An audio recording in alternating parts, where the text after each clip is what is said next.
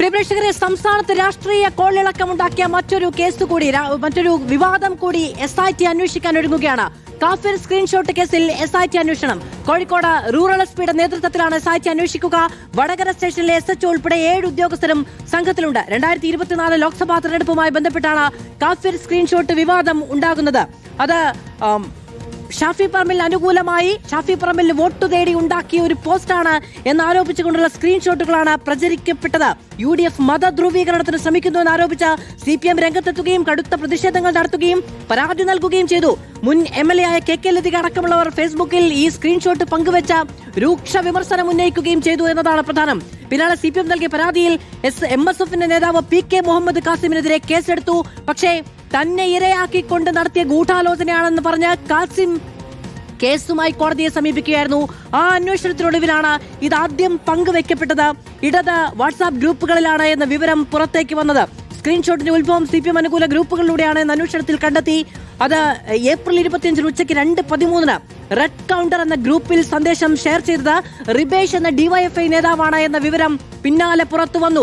തുടർന്ന് red battalion എന്ന WhatsApp ഗ്രൂപ്പിലും Ambadimukku സഖാക്കൾ എന്ന ഗ്രൂപ്പിലും വന്നതോടുകൂടിയാണ് ഇത് പ്രചരിച്ചത് എന്ന് കണ്ടെത്തുകയും ചെയ്തു. ആരാണ് തനിക്ക് സ്ക്രീൻഷോട്ട് അയച്ചു തന്നത് എന്ന് മറന്നുപോയി എന്നായിരുന്നു KK ലതികയുടെ അന്നത്തെ പ്രതികരണം. അതടക്കമുള്ള അന്വേഷണം എവിടെയും മുന്നോട്ട് പോയില്ല. ഒടുവിൽ തെളിവുകളുടെ അഭാവത്തിൽ ഈ കേസ് അവസാനിപ്പിക്കാനുള്ള നീക്കം പോലീസ് എടുക്കുകയും ചെയ്തതിന്റെ പശ്ചാത്തലത്തിലാണ് തെരഞ്ഞെടുപ്പിന് ശേഷം പാറക്കൽ അബ്ദുള്ള സ്വന്തമായി ഉത്തരവാദിത്തം ഏറ്റെടുത്തുകൊണ്ട് ഒരു പരാതിയുമായി ആഭ്യന്തര വകുപ്പിന് മുന്നിലേക്ക് വരുന്നത്. ആ പരാതിയിൽ ഇപ്പോൾ SIT രൂപീകരിച്ച അന്വേഷണത്തിലേക്ക് പോയിരിക്കുകയാണ്. ഹരിമോഹൻ വിവരങ്ങളുമായി ചേരുകയാണ്. ഹരി, വീണ്ടും ഒരു അന്വേഷണം. സംസ്ഥാനത്ത് ഏറ്റവും വലിയ രാഷ്ട്രീയ കോളിളക്കമുണ്ടാക്കിയ ഒരു വിവാദത്തിൽ വീണ്ടും ഒരു അന്വേഷണം.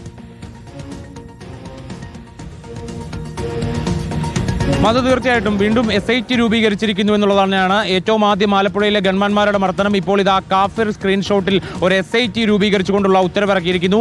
പാറക്കൽ അബ്ദുള്ള MLA പരാതി കൊടുത്തതിന്റെ തൊട്ടടുത്ത ദിവസം മുതൽക്ക് തന്നെ ഇതിനുള്ള നടപടികൾ ആരംഭിച്ചിരുന്നു. അതിന്റെ അടിസ്ഥാനത്തിൽ ആദ്യം ആഭ്യന്തരമന്ത്രി ആഭ്യന്തര സെക്രട്ടറിയോട് റിപ്പോർട്ട് തേടി, പിന്നീട് സംസ്ഥാന പോലീസ് മേധാവി ഈ കേസ് അന്വേഷിക്കുന്ന സംഘത്തോട് ഒരു റിപ്പോർട്ട് തേടിയിരുന്നു. അന്ന് അതായത് ഈ കുറച്ച് ദിവസങ്ങൾക്ക് മുമ്പ് ഒരു റിപ്പോർട്ട് സംസ്ഥാന പോലീസ് മേധാവിക്ക് സമർപ്പിച്ചിരുന്നു. അതായത് റൂറൽ പോലീസാണ് ആ റിപ്പോർട്ട് സമർപ്പിച്ചത്. അതിൽ പറയുന്നത് അന്വേഷണം അവസാനിപ്പിച്ചിട്ടില്ല എന്ന് തന്നെയായിരുന്നു. പക്ഷേ ഫോറൻസിക് പരിശോധന തുടരുന്നത് കൊണ്ടാണ് അന്വേഷണത്തിൽ മറ്റു പുരോഗതികളൊന്നും തന്നെ ഉണ്ടാകാത്തത്. അതായത് ഇതുവരെ ലഭിച്ചിട്ടുള്ള ഈ ഫോറൻസിക് റിപ്പോർട്ട് പരിശോധനാ ഫലത്തിലൊക്കെ തന്നെ പറയുന്നത് ഫോർവേഡ് മെസ്സേജ് എന്ന റിപ്പോർട്ട് മാത്രമാണ്. അതിനപ്പുറത്തേക്ക് കൂടുതൽ പരിശോധനാ ഫലങ്ങളൊന്നും ലഭിക്കുന്നില്ല. അതുകൊണ്ട് ഫോറൻസിക് പരിശോധന തുടർന്നുകൊണ്ടിരിക്കുകയാണ് എന്നുള്ള മറുപടി മാത്രമാണ് ലഭിച്ചത്. അതായത് 2024 രജിസ്റ്റർ ചെയ്ത കേസുമായി ബന്ധപ്പെട്ടുകൊണ്ടുള്ള ഫോറൻസിക് പരിശോധന 2026 തുടരുന്നു.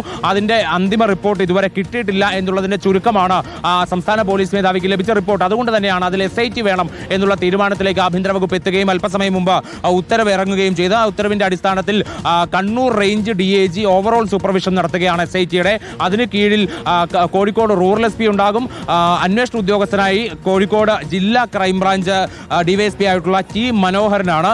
അദ്ദേഹത്തിന്റെ കീഴിൽ വടകര SHO അടക്കമുള്ള മറ്റു ഉദ്യോഗസ്ഥർ 7 ഉദ്യോഗസ്ഥർ കൂടി ഉണ്ടാകും. അതായത് അതിവേഗത്തിൽ അന്വേഷണം പൂർത്തീകരിക്കണമെന്നുള്ള നിർദ്ദേശം കൂടി ഇപ്പോൾ നൽകുന്നു. 2 ആഴ്ചയിൽ ഒരിക്കൽ അപ്പോൾ അന്വേഷണ പുരോഗതിയുടെ റിപ്പോർട്ട് സംസ്ഥാന പോലീസ് മേധാവിക്ക് നേരിട്ട് കൈമാറണം. അതായത് സൂപ്പർവിഷൻ നടത്തുന്ന ഉദ്യോഗസ്ഥനല്ല, സംസ്ഥാന പോലീസ് മേധാവിക്ക് തന്നെ കൈമാറണം എന്നുള്ളതാണ്. സാധാരണഗതിയിൽ ഉത്തരവിൽ വരാത്ത ഒരു ഭാഗം കൂടി ഇതിനകത്തുണ്ട് എന്നുള്ളതാണ്. അതായത് വളരെ വേഗത്തിൽ തന്നെ അന്വേഷണം പൂർത്തീകരിക്കാനും അന്വേഷണ പുരോഗതി നേരിട്ട് പോലീസ് ആസ്ഥാനത്ത് വിലയിരുത്താനും വേണ്ടിയുള്ള ഒരു നീക്കത്തിന്റെ ഭാഗം കൂടിയാണത്. മാധു, ഹരിമോഹനാണ് വിശദമായ വിവരങ്ങൾ നൽകിയത്.